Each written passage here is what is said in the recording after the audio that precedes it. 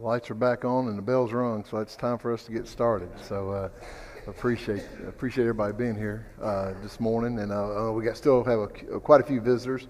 Maybe not as many as we had last week, but if you're here and you're visiting with us, we're studying the book of James.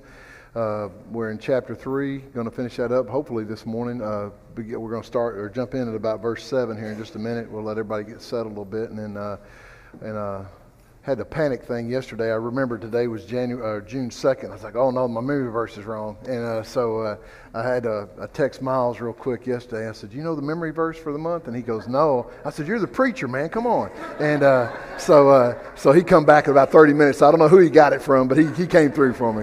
So so 1 Kings 18:30. Oh, let's go ahead and say a word of prayer, and then we'll say the memory verse here. Let's go ahead and have a word of prayer first. Our most holy and righteous Heavenly Father, we're indeed thankful for all the many blessings we have and all the things that you've given us in this life, Father, and thankful for the safe and secure place that we can come this morning without fear of harm or persecution and study a portion of your word. Be with all of us as teachers and students that we apply the things that we study. We find them to be done in spirit and in truth, but then we apply them not only this morning and build up each other, but take them into our lives and apply them and be doers of the word as we're reading about and studying about in the book of James. Father, just be with us through this hour of study. And as always, we're most thankful, indeed thankful, that we have this avenue of prayer through your Son and the great sacrifice of his death on the cross. And helps in his name we pray. In Christ's name, amen. All right, so our new memory verse for this month is 1 Kings 18:37, the ESV version. The translation, if you'll say it along with me, answer me, O Lord, answer me, that this people may know that you, O Lord, are God, and that you have turned their hearts back. Thank you. And so, again, just talking about looking at the book of James, like I said, we got to, as we've kind of jump ahead here a little bit, last week trying to finish up through verse 12. So I'm going to go ahead and just put all this up here, and we're going to just kind of talk. We're going to read through verse 12. Well, let me back up here. It's probably better if I didn't do that. Let's read 7 through 12, and then we'll talk about it for a little bit before we get into the second half or the last part of the chapter. As you remember, last week we were talking about the chapter starts off about the teachers and the responsibility of teachers, and that, and again, not to enter into that lightly. Spends a lot of time again talking about the word. We talked about the horses and the bridles in the horse's mouth, or a small rudder of a ship, and how it directs whichever way. But picking up in verse 7, and the damage that a tongue can do if not used properly. But let's just read 7 through 12. It says, for every kind of beast and bird, of reptile and creature of the sea is tamed and has been tamed by mankind, but no man can tame the tongue. It is an unruly evil full of deadly poison. With it we bless our God and our Father, and with it we curse men who have been made in the similitude of God. Out of the same mouth proceeds blessings and cursing. My brethren, these things ought not to be so. Does a spring set forth fresh water and bitter from the same opening? Can a fig tree, my brethren, bear olives, or a grapevine bear figs? Thus no spring can yield both salt water and fresh. So again, just kind of going along with what we talked about last week and talking about those things about the tongue. And it talks about there, so we're made in the image of God, but what does he say there about all these animals in God's kingdom? What has man been able to do, JD? Eden has given dominion over all these creatures, and yet with all that dominion, we still can't control our own tongues half the time. Yeah. So yeah, we're given all this ability, and I mean everybody, we can talk about numerous animals, and some animals we think about being more domesticated, right?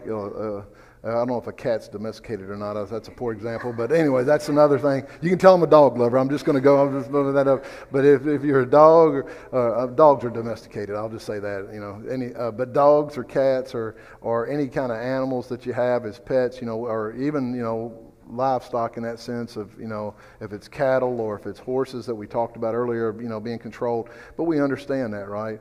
But then again, and he says that is just what JD pointed out. But what separates us from them?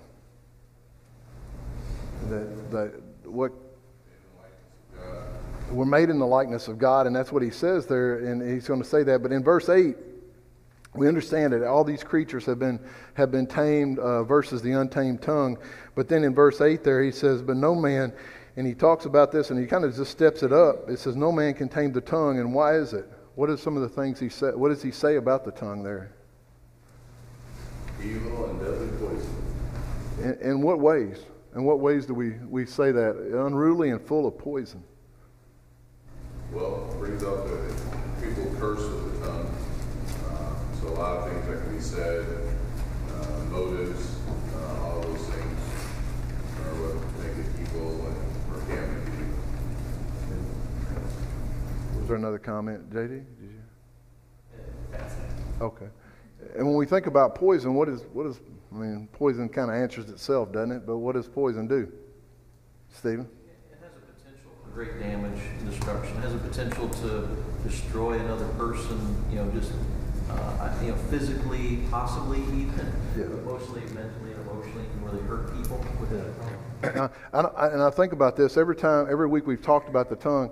I'll say I guarantee it, but I almost guarantee it that everybody here, as soon as you start talking about something, the unruly tongue and the power of it and the damage that it can do, I almost venture to guess that everybody in here is probably thinking about sometime in your life, whether it was recent or sometime it may have been many, many years ago, someone said something to you that just really hurt you. I mean, it hurt you to the core, right? And we've talked about that a little bit before.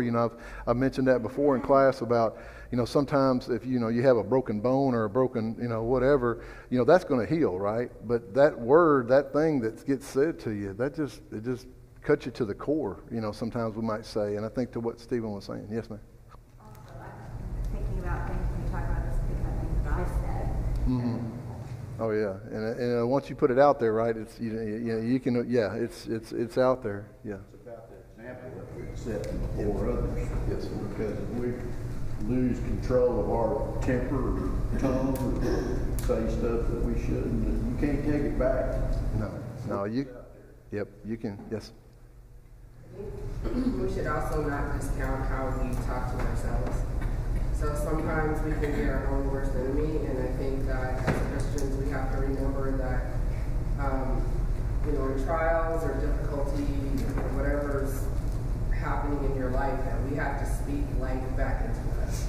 So we also need to speak the word back to ourselves. We need to sometimes pray the word to ourselves, and having that connection with God, because our own self-talk can be damaging to the point where we can cripple ourselves from doing things because of our thoughts and our speech to ourselves. So as much as we need to be mindful of how we talk to others, we also need to be mindful of how we talk to ourselves and use the word and God's promises as a reminder, that we're saved. We're not perfect people, but He saved us, right? So we don't have to live in the past. We don't have to beat ourselves up continually for mistakes and things like that. We have to also give that back to us. That's a good point. That's a good point, and I think that's a powerful point to make. That again, how we talk to ourselves, how we think to ourselves, and where we put ourselves at, right? So, any other thoughts about that? I think it's all good. And again, we think about that, and there was a couple. I'll just turn over to one of those. There's a couple over in Psalms that I just wanted to turn to, but we'll just read one of those. In Psalms 140, in verse 3, and it just says there, it says, I'll back up. I'll back up to verse 1. In Psalm 140, verse 1, it says, "Deliver me, O Lord, from evil men. Preserve me from violent men who plan evil things in their hearts. They continually gather together for war." And I think it's just interesting. He says that, but then in verse 3, they sharpen their tongues like serpents. The poison of asp is under their lips. And so I just think it's interesting that he's talking about the danger and the violence that's about to happen. And the first thing he mentions there in that psalm is the fact of what they're going to say and their actions. And the first thing and the venomous thing about what they're going to do is the talk that they're going to have or they're going to say in regards to that. And then so it says no man can tame it, and it says and again it talks again about that the idea of blessing God, and out of the same mouth we curse men, and that says we have been made in the similitude of God. And then verse 10 it says there. It says we bless God and curse man. Again, we understand that, and he's going to go into kind of that analogy of how those two can't coexist. But he says this very powerful statement in verse 10. It says, "Out of the same mouth proceed blessings and cursings. And the last part of verse 10, it says, my brethren, these things ought not to be so. And again, it's interesting to note here, and I think I put up here, and we're made in the likeness of God. We mentioned that earlier, but it's just this idea that it ought not to be. And that idea there, he says, these things ought not to be so.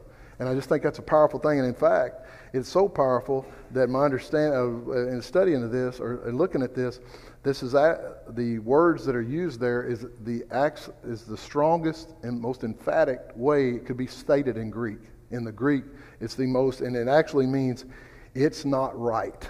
Is the actual, if you just did the literal translation of it, so it ought not to be, it's not right. And I just think that's a thing to think about, that when we think about this, that, we're trying to play both sides of the fence, or, we're trying to do both things, or, you just can't. It's not right. And I just think that's a powerful thing to think about. And he goes on to make those analogies here. And the first one he says there in verse 11, he says, does a spring send forth fresh water and bitter from the same opening?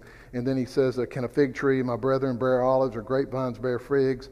Thus, no springs can yield both salt water and fresh. And I think it's interesting, too, before we get into the analogies of what those are saying, again, James uses things that would have been evident to the brethren in Palestine, right? Because what do we have, right? What bodies of water do you have in that area? You got the Dead Sea, you got the Sea of Galilee, and you got the Jordan River, right? I mean, we've all seen the maps, right? I mean, you know what I'm saying? We've all seen the maps. And, a lot of times, I know when we lived in Florida, you have that area where some of the lakes and the things go into the ocean, right? And they call that water brackish water, where you have that combination of salt and seawater. And I think it's maybe, I don't know if it's a good point or not to make, but about the only thing that crosses over, there's fish that stay in the fresh water, and there's fish that stay in the salt water. About the only thing down in Florida that goes, and there are a few fish that do, but about the only thing I ever heard people talk about that go in both or go in that brackish water are the alligators. They don't care. I mean, they'll just kind of do both, right? They just kind of go wherever, and they go wherever they want to in the state anyways. But this kind of idea, though. But the idea here is, the fact is, what is he saying? I mean, it goes back to what we just were talking about, right? Why don't you combine salt and fresh water? What's that? It doesn't fit, right? I mean, there's nothing good about it, right? I mean, it's there's just nothing about it. I mean, I was trying to think of some, modern analogy. I was trying to think of something in everyday life that would kind of put this, and I don't know if this is going to work or not, but I'll throw it out there anyways. But you think about everybody likes, well, not everybody, but most people like coffee, right? Most people like, you either like coffee hot or you like the iced coffee. But some people, okay, I got a couple of head nods that people don't like coffee, but the idea there, or if you pick your drink of choice, I'll give you mine. Growing up I love milk. I drank a ton of milk growing up, but there is absolutely nothing worse in this world than room temperature milk.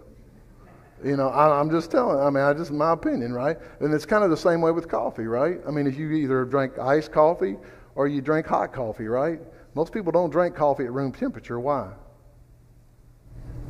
It doesn't taste good, right? I mean, it just doesn't do anything for you. And I guess that's kind of what I was thinking about here is like, there's certain things that fit, certain things that doesn't. And that's what Benjamin was saying. It doesn't fit. It doesn't make sense, right? And the same thing he's saying there about the fig trees and so the salt and the fresh water, but then also the trees that bear fruit after their kind. And that's an important thing to understand, right? Is that these trees are going to bear fruit. And we're going to see that in the last part of this chapter.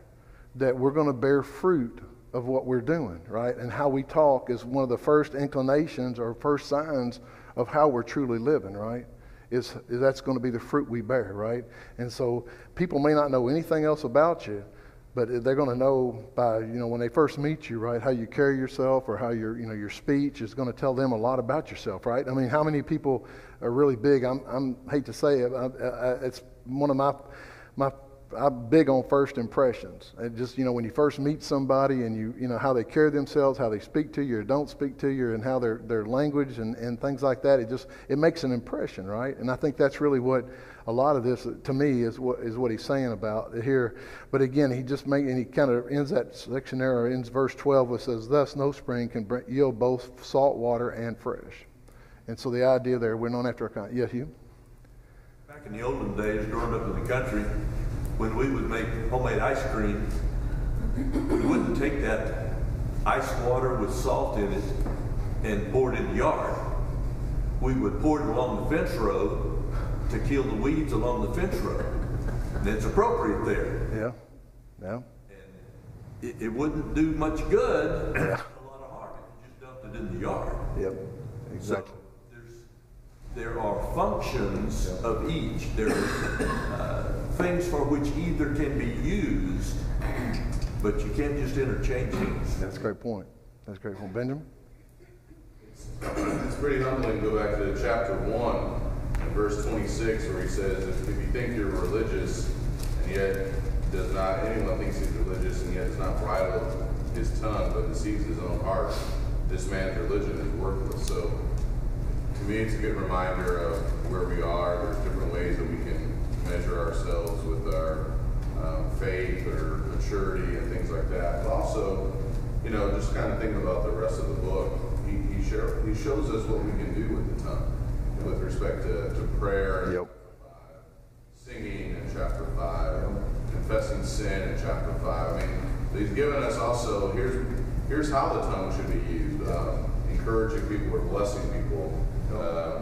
So I think it's just a fascinating test and perspective of the tongue. I don't talk as much about that when it comes to religion, but the tongue goes with lying.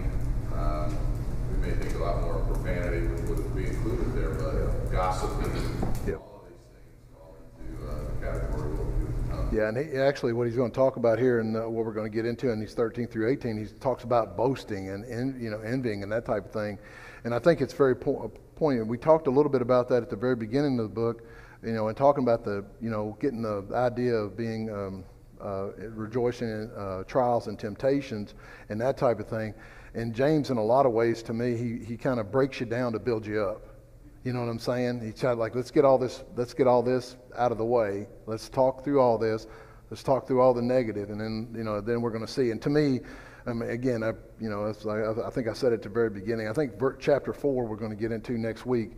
He just really gets after. To me, it just kind of is really a strong chapter in the book, and what he's going to talk about there, because he's going to take what we're going to talk about here in verses 13 through 18, and really just kind of take it and make it, and apply it, I guess, in that respect. So good points there. Anything else about this section?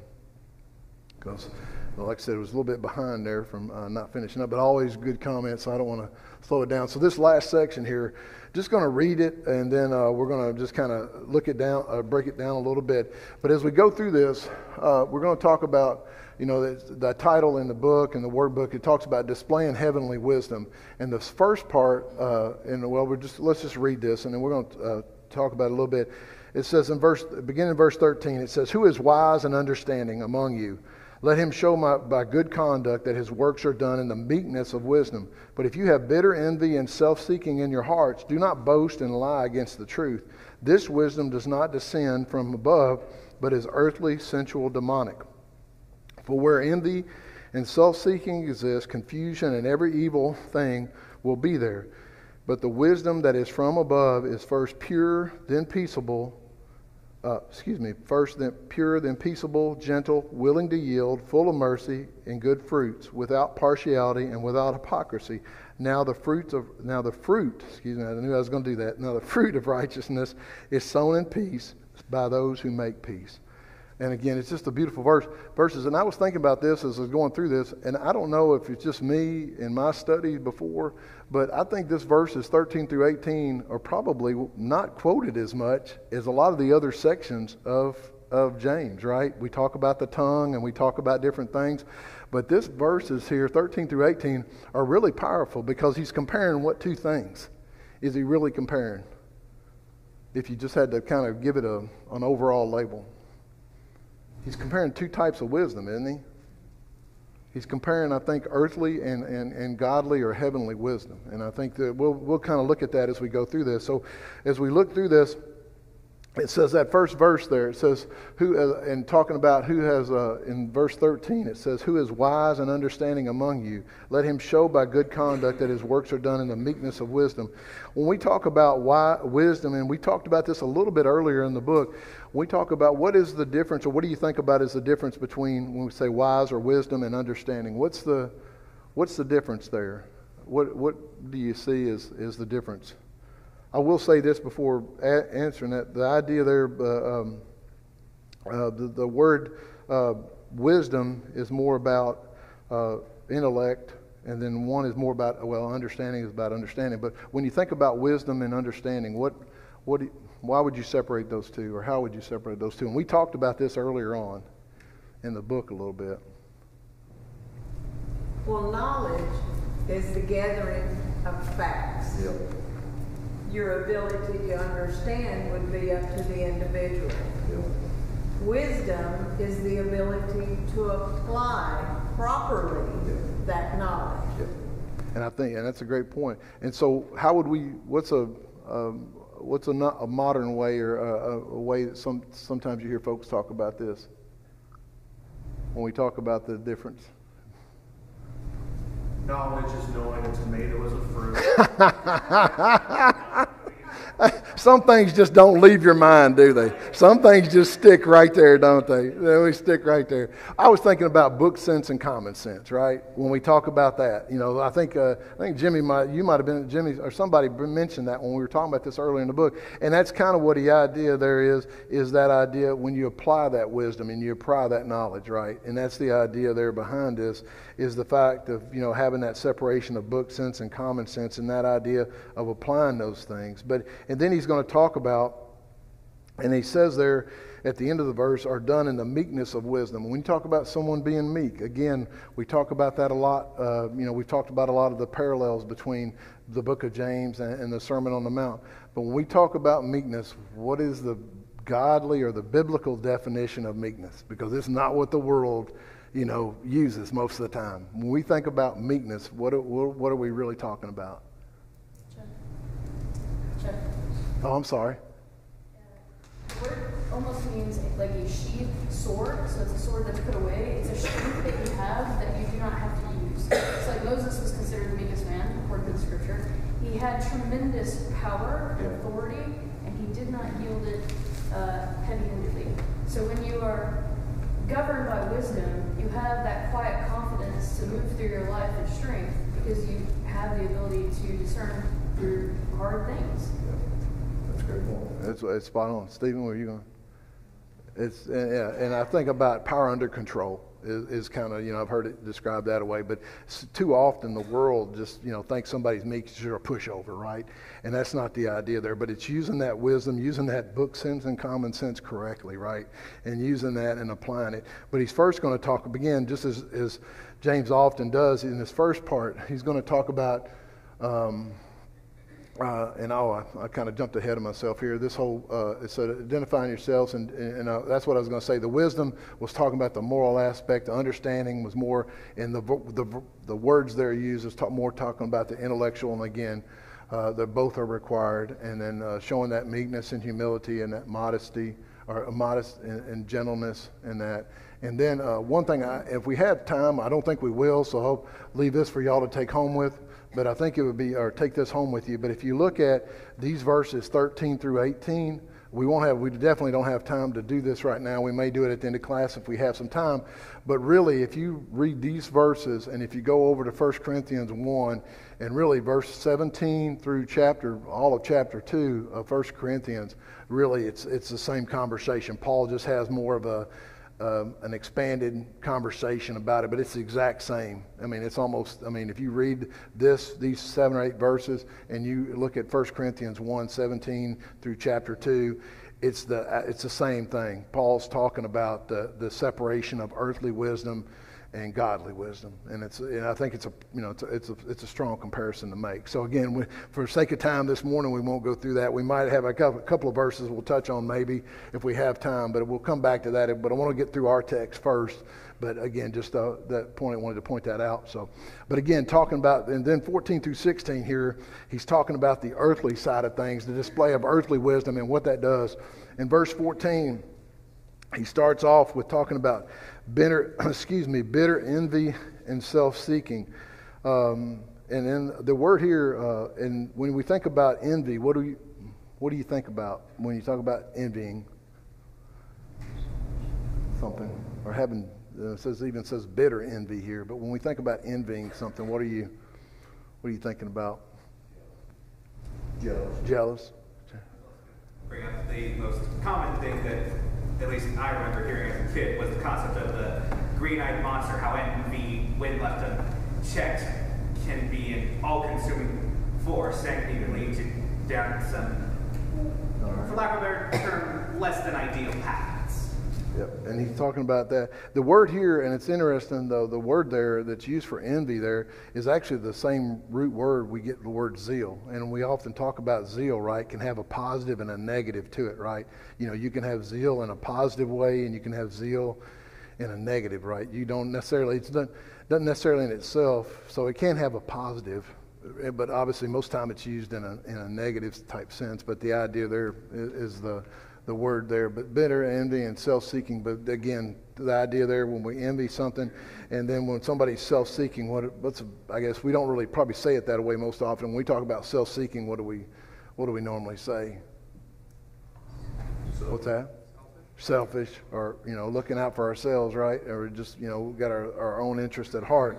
But he says there, and then he talks about, and I think this is pretty strong language that he uses there. It says, but if you have bitter envy and self-seeking, do not boast and lie against the truth. And again, he talks about that, the boasting against the truth. Again, it's pretty harsh, isn't it?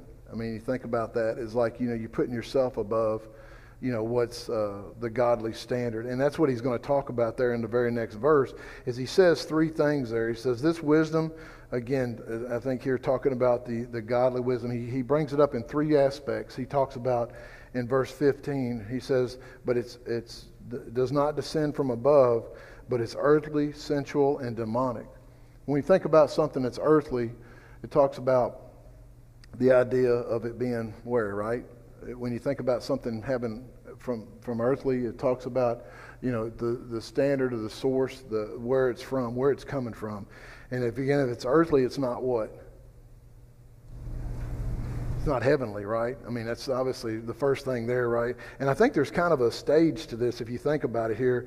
But then he says it's earthly, but then the second thing is he talks about it also the spiritual side. And when we talk about it's the sensual side. If it's something that's sensual, and I put up here, I think carnal in nature is actually the word there. But when something is sensual, what is it not? If the first one's earthly and not heavenly, this sensual one, if it's carnal, it's not what then? Yeah, it's not spiritual, right? I think everybody said that about the same time. It's not spiritual in nature, right? So we get that again, right? That if so you got something here, this wisdom, it's again, you're looking out for yourself, as it said there, the envy and the self-seeking in verse 14. But then he's talking about earthly and the sensual. And then he's talking about the final word there is if it's earthly and it's not heavenly, it's sensual and it's carnal, it's not spiritual. And if it's demonic, then it's obviously not what? Godly. And I apologize, I should have made that C a capital there. But it talks about the demonic being the realm of the devil, the demons, evil spirits. And I thought that was a powerful statement there. And one thing I read was a rebellion against the Creator. And I thought that was really powerful to think about and scary, right? That if, having this nature and having this wisdom. And really when we think about this, when we think about something, and I think Benjamin was kind of got on this a little bit at the beginning. When we think about something being earthly or sensual, or even when we talk about self-seeking, where's that all coming from? Right? Where are I mean, it's coming from, the influence of the world, the influence of Satan. That's how I would answer that. It's not from above, so it's something that is evil, and everything starts with our heart. So what's influencing us is definitely having an impact. And I think that's where Stephen talked about that at the very end of class, I think last week, and talking about this stuff stemming from the heart, right? And I really think, I mean, when we put ourselves first, right, I think that's really where, and I think it was touched on earlier already, you know, we're made in the image of God. We're made in the likeness of God, and we're going to talk about that a little bit more here in a minute, but we got a choice here, right? And, you know, I think, again, you know, where do we put our hope? You know, is our hope in ourselves? You know, if you do that, you're going to let yourself down. I mean, I just, you know, be honest with you. Benjamin, go ahead. Yeah, I wanted to ask a question too. Verse 14, how do we lie against the truth? When he says, if you have bitter jealousy and selfish ambition in your heart, so there's that source. How are we lying against the truth? How would you answer that? The way from what I read and from what I understood is that the idea that I think you're putting your own truth first is the way I kind of took what I read about that, and it made sense to me that, you know, like I said, you know, I think that you know, Miles and I talk about this, or have talked about this in the past quite a bit. It seems like that's a kind of the new age thing, is everybody has their own truth. You know, that there's not an absolute truth. Yeah, I know everybody shaking their heads now, like, but I mean, I think that to me is where, you know, it's like you make up your own reality, you make up your own, you know, yeah, you make your own truth, right? What is true in my mind. So what my truth is Chuck Hester is not the same as Stephen Estes's or Benjamin Lee's or anyone else's. Does that make sense? I mean, so could it be then, like, if I'm jealous or envious or desiring something, you know, my motives, all of that is, I'm lying in a sense because I'm lying against the truth of what God has already said, or, you know, how I'm supposed to act.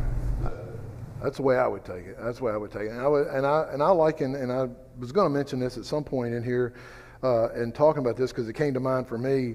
I remember, and not to get into this a whole nother, I guess, a big subject to talk about, but I remembered my father-in-law when studying with him. He went through all the church issues back in the 50s and 60s, and one of the things that he brought up to me, or one of the things he said, and I always thought it was a really powerful thing, was that he found people that he agreed with doctrinally, but because of the way they were acting toward brethren or who had been brethren with them, that he found it really hard to associate with them and fellowship with them because of the way they carried themselves, because they, you know, and not that they didn't have the truth, but it's just the way in which they went about that. So it's almost like, I think that's something as a cautionary tale for us and how we present the truth to other people, that we don't come off like, hey, I've got this figured out, and, you know, but Stephen, go ahead. Yeah, I think that's a lot of it too. You know, when we think about worldly wisdom or intellectuals, there's a sense of a great deal of competitiveness. And it's really about elevating yourself. Yeah. And it's not seeing so others can know just how smart you are. And that has no place here in the church. Has no place in our lives.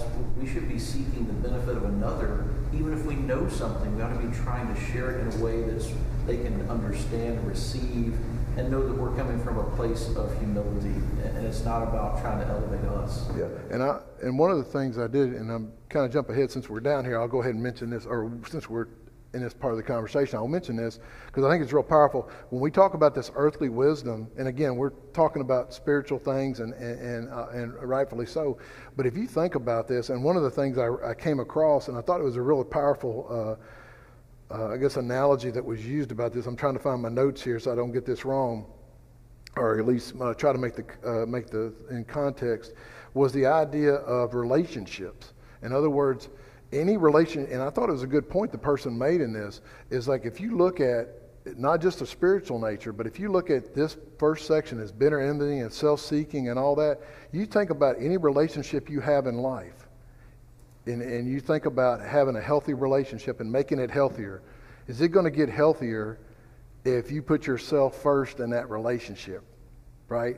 You know, the second thing we're going to look at, and all these characteristics, and again, we're talking about spiritual things here, but just think about this when we get to 17 and 18 and look at the characteristics of that spiritual and that heavenly wisdom. that helps you not just as a Christian, and it should, think about that, because we're not just Christians on Sunday and Wednesday, hopefully, but it should be an aspect of every bit of our lives, right? So the point the author was making that I was reading about was the fact that, and the idea was that if you want to have healthy relationship and you really want to harvest a strong relationship with someone, you're not going to act like these people are in 14 through 16. You're going to act like the folks in 17 and 18. Does that make sense? I mean, because I really think that's that helped me a lot this week, and I was thinking about that because I was thinking about things at work and, and different things like that, right? And go ahead, Benjamin.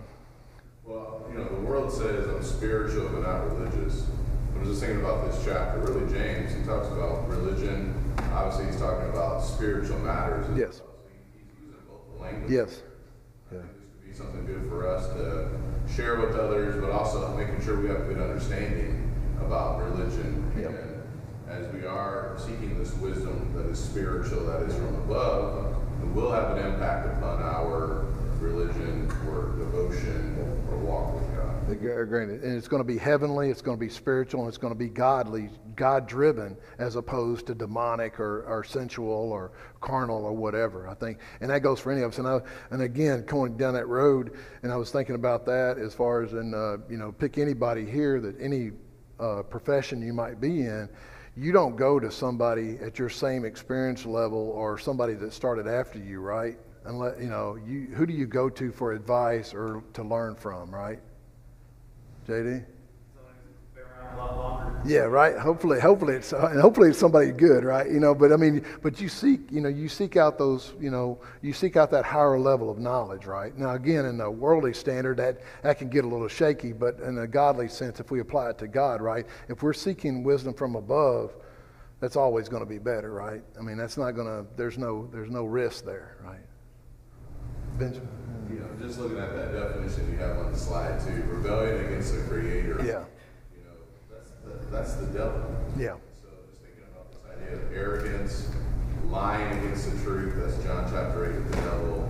And it really makes it a lot more, to me, impactful that this kind of wisdom, behavior, is exactly what the devil does. Yep.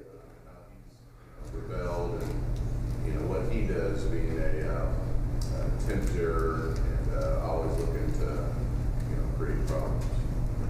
Any other? Yeah, John. To Ben's point about the lying against the truth, that Greek word has a connotation of deliberately lying. So sometimes we lie out of shame or embarrassment, and it's almost accidental, but this is deliberately lying to be self-seeking and serving. And then the reverse is true. When we're telling the truth, we have to tell the truth in meekness and not use the truth as a club. Yeah.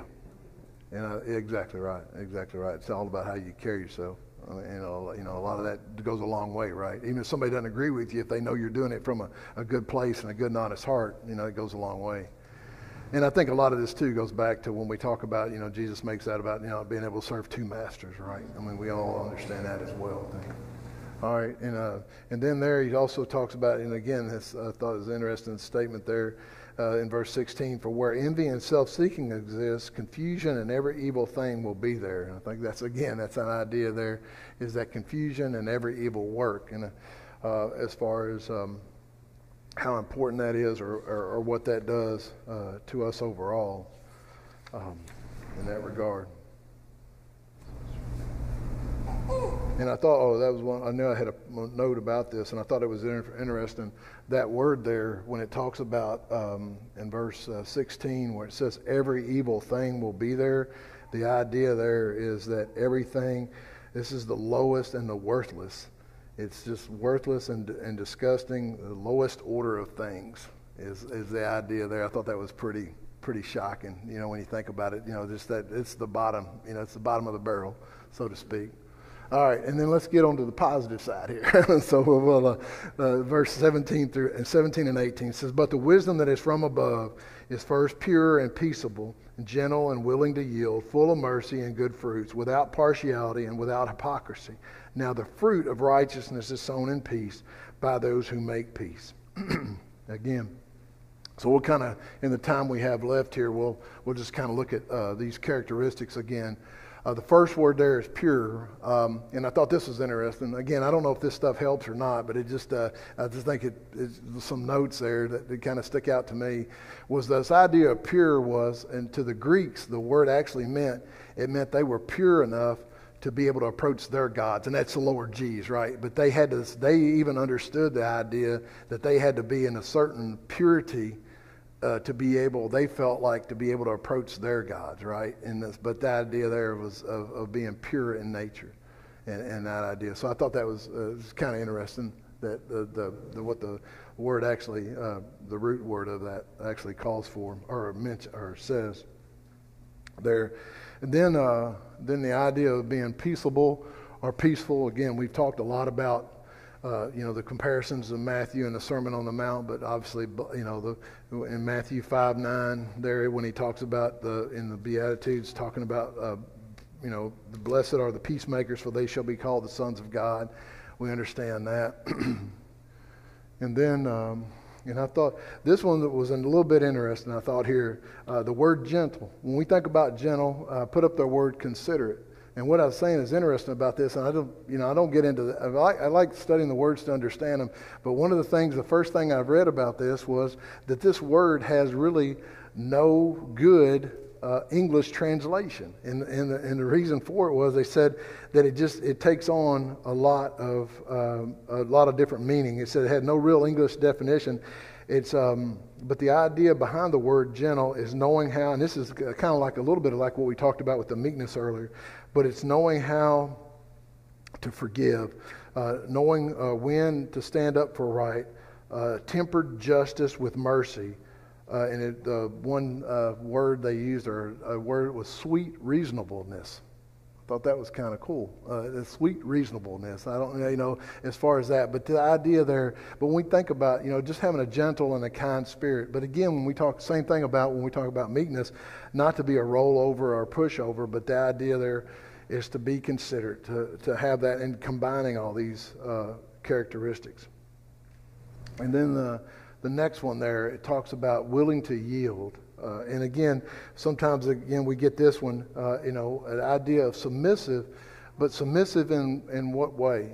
And when we think about somebody being willing to yield, remember something we said earlier, or we read earlier in the book of James? Does it remind you of any, when we were talking about something else? What's one of the ways we should be willing to yield that we've talked about earlier? We didn't talk about it in that way, but when we talk about, remember something? Go ahead. Translation says open to reason. Open to reason. And so when you're open to reason, what kind of comes along with that? You're willing to listen. There you go. That's what I was going to say, being slow to speak. Thank you. I wasn't asking that question the best way, but yeah, JD. Once again, think of blessed are the peacemakers, for they shall be sons of God. I would assume that with heaven, the wisdom would come the wisdom of knowing when to fight a battle, and when to perhaps back down when it's wiser to back down for a fight. Sort of picking which hill you're willing to die. And again, any of these lists that we see like this, and again, we talk about this, it's a roll-up effect, right? I mean, we're not just cherry picking one of them. Well, I'm going to be willing to yield, but I'm not going to be considerate. It's not that way, right? I'm not going to be gentle or whatever. It's an idea. These are all kind of rolling up together in that respect. And then, and I'll go through. And again, this one, the full of mercy and good fruits, and I like this active compassion, the idea there, and that again, as we see these kind of build on each other, right, as far as what we're trying to do and what we're trying to get across there, and then the idea of without partiality, without wavering, without I knew I couldn't say that word, vacillation. Thank you. I know I shouldn't have put the word up. Never put a word on a slide you can't say. But just without wavering. But the idea there is that we don't show partiality, right? That we don't show. And I won't put the rest of them up here just so we can kind of talk through the list. And then and it says without hypocrisy. Again, that idea. And I thought that was good. And the idea there, we understand hypocrisy and what that means. And we talk about a hypocrite, but it's not playing a part. And I thought that's really what the idea there is. We're undivided, right? We're singleness and a single point there, and that idea. So on this list, what do all these speak to you? I mean, what are they? These characteristics. What do you think about when you see these? Sister Nick said earlier that we talked about before the idea of what wisdom is, applying these things. And when I see this list, I just think of Christ and his life and how he lived his life. And so taking that and saying, okay, well, for me, wisdom would be trying to apply those things in my life the way Christ did. So I mean, I think all those things perfectly describe Jesus and who he was. To me, that's what I see. I was just going to say one word to me, it's selfless, right? Yeah. It's all about selflessness. Yeah, it's like the first part was talking about self-seeking. Well, this is just the opposite, right, Jim? You know, I always think about this when Paul was in Athens, and he could have said, hey, you guys are all wrong. But how he approached that is, I see you're very religious. Yeah. When he started going from a point where they could talk about stuff, and then he could introduce stuff. He didn't back down, and he didn't, leave his faith, but he approached trying to study with them in a way that would be non-intrusive and not cause defensiveness from them. Yeah. You want to take people, and I think one of the great lessons of that Acts 17 is the fact is Paul, to me, is that he takes people where they were. He doesn't try to belittle where they're at. He doesn't try to, look how smart I am or whatever. But yeah, he takes them exactly where they're at, right? And understand. So he adjusts his teaching to the audience instead of the audience having to adjust to him. Benjamin? When I look at that list, I think about marriage. That's a list of how our marriages can be great. Exhibiting those. Yep, that's a great point. And again, I jumped ahead there a little bit earlier, but I think as we see this list in whole, just like we talked about earlier, that if you take that earthly wisdom and that what it's talked about in 14 through 16, you take any relationship you have in life, not just our spiritual ones, but you take that and you want it to be bad, then yeah, you go ahead and go knock yourself out with 14 through 16. You look at 17 and 18. That's what you should do. I mean, it's kind of that old adage about marriage, right? You want a bad marriage, put yourself first. You want a good marriage, put your spouse first. You want a great marriage, put God first. To me, that's and that's kind of what James is saying here. I think look at above, and look at godly coming down. So that makes sense to everybody. So, and then finally here, we're finally going to get done with it. But the idea there, and the fruit of righteousness in verse 18, it says, now the fruit of righteousness is sown in peace by those who make peace. And again, that idea there, right? You take all these characteristics and, they come together and you're trying to do the best you can. You're trying to apply these things into whatever, into a godly relationship and to, trying to make ourselves better. And then, right, what's going to happen there? And then, so what is, we sow this and then what comes about? What's the fruit of that?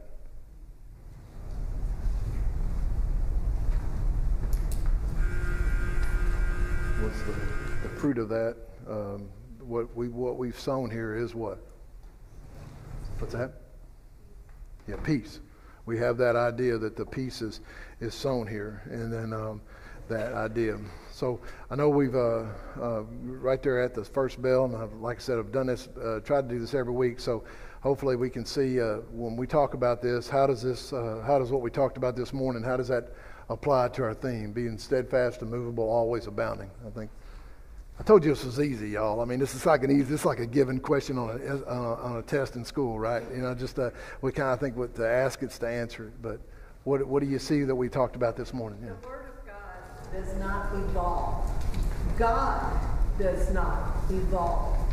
God is the same yesterday. God is the same today. God is the same tomorrow. God is steadfast. God is immovable. so should we. Great point. Anything else, anybody? Well, depending on where we get our wisdom, if we get our wisdom from above, that's how we're going to be steadfast and movable, always abounding. So, going back to what you're saying, who are we listening to, and what source of the call? Anything else? Is that you? Back to the point of open to reason,